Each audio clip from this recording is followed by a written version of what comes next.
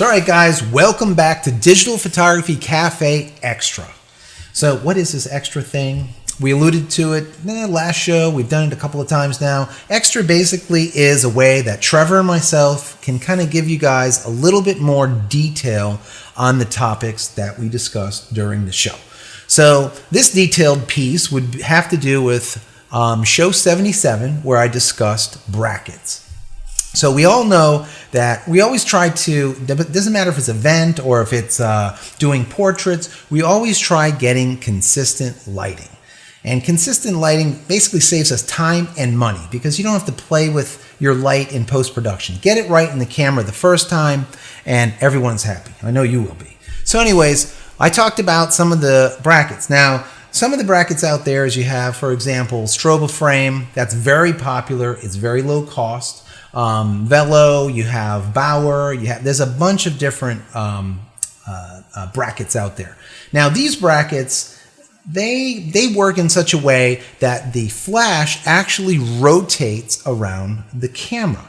So the flash would be, let's say at the top, it would fully rotate 180 degrees till it's on the bottom and you would flip over. So you can go from portrait to landscape, landscape to portrait, back and forth.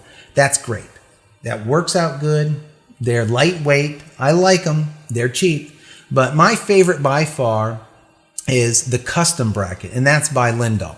So I'll show you that in a minute, but let me just kind of preface the whole thing is why do we want to use these brackets? Why is it so important to get the light directly above the camera? Well, what happens is if you have a camera, and I'll show one just right here. Let's see which one we got here. We got a 7D. So you have your 7D and you have your flash on it. So you're shooting, let's say, an event, and you're banging off and you have all of these landscape shots and you're shooting. That's fine, right? Well, let's say we want to get some portrait shots. So what do? We flip it this way and now you have the flash pointing over here. Well, that's great, but you know as well as I do, if you've been shooting for a while, as soon as you take this shot like this, you have this horrendous shadow that's sitting to the left side, or in the frame, be to the right side of your subject, either a person or an item, whatever it is. Awful. It looks horrible. Yes, you don't have as much flat light as shooting directly at the person like this, but flipping it like this and having that horrible shadow, to me, is even worse than flat lighting. Anyways, now, how do we remedy the situation? So we say, okay, well, let's go ahead and we'll shoot him like this. Maybe we'll go like this and bounce it off the ceiling, or we'll bounce it to a side wall when we're taking the picture. That's fantastic. That's great.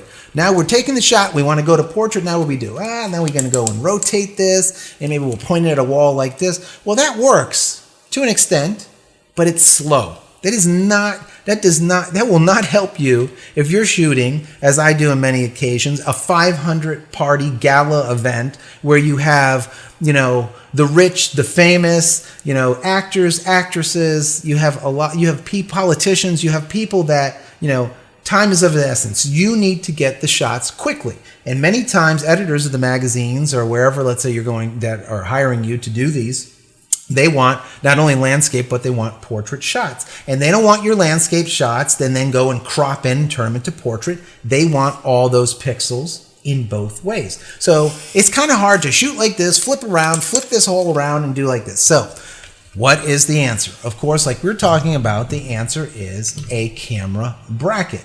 So the camera bracket that I like I alluded to earlier, is the Lindahl. So this is called the custom bracket. It's a big monstrosity. I get it. Don't get upset now. It is big and it does have some serious weight to it. But the beauty here is simply this. Instead of the flash actually rotating around the camera rotates on a center axis within the unit. So it turns like this. So instead of this whole 180 degree thing, it turns 90 degrees and now we're on a portrait type of setup. We take the shot, and if we want to go to landscape again, we just simply rotate the camera within itself. Boom, we take the shot. We can take two shots this quick, very quickly, and they're like, oh my God, this is not the norm. This is not how photographers work. You're just like, oh, wait, hold on, and you're playing with the flash and all this stuff. Here, you can bang out a portrait and a landscape shot within seconds. and they'll look at you differently as soon as you do it. And the beauty of it is you'll know that your lighting is consistent on both the portrait and the landscape. That's always the problem, right? You look at your shots, you're like, oh my God, look, the landscapes are beautiful, but the portraits look like hell. Well, the reason being is, like I said earlier, is this light changes.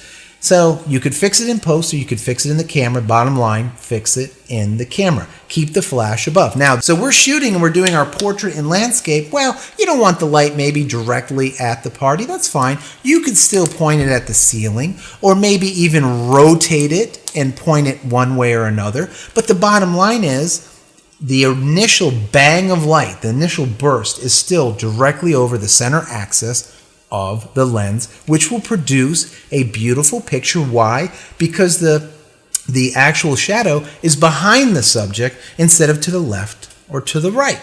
The strobo frame is about $29 to $59. This unit is going to cost you probably upwards of about $250 for the whole thing here. Now you have the adjustable top, you have a bottom that's flat, which works out great.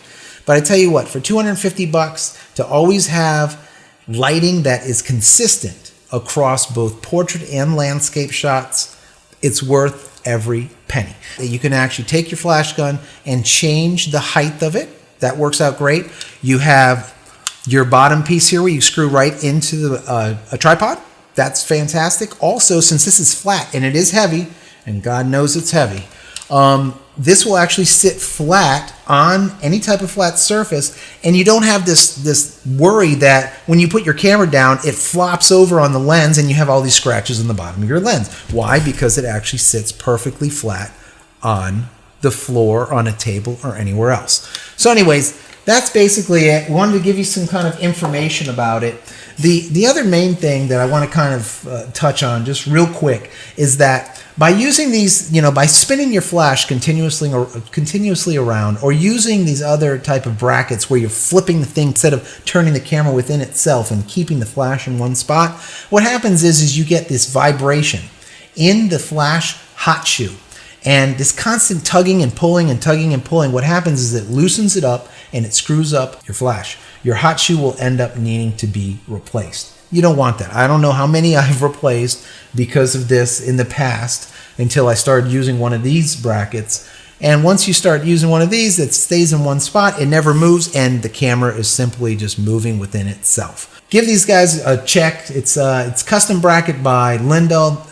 These are the people that I use. There's probably other ones out there that do a similar type thing. But if you're looking for a bracket, spend a little bit extra and get a bracket where your camera actually rotates within the unit itself and not the flash flipping around crazily on the outside. Anyways, the only downside, like I alluded to, is the weight. It is heavy. You're going to build up some serious forearms. Anyway, so this was a quick Digital Photography Cafe extra with me, Joseph Cristina. If you want to get to me directly, you can find me on Twitter at Joseph Cristina, and that's Cristina without an H. If you want to get to the show, you can go to, once again, on Twitter, and that would be at DPhotoCafe, or you can find us at the website, digitalphotographycafe.com. And finally, don't forget to subscribe. You can subscribe to either audio or video, or preferably both. These videos these little extras that we're doing are really video intensive. We're trying to show you, we're doing kind of like a show and tell, and hopefully it kind of conveys what we're trying to say in the show itself, but even better because we have a little bit more screen real estate here to play with. Watch out for some more Digital Photography Cafe extra from both myself, Joseph Cristina, and Trevor Current. He's going to be hitting you with a lot of little screen casts and whatnot, which will help you on the business side. So anyways, that's it. We'll see you next week, and thanks a lot for listening and watching. Take care.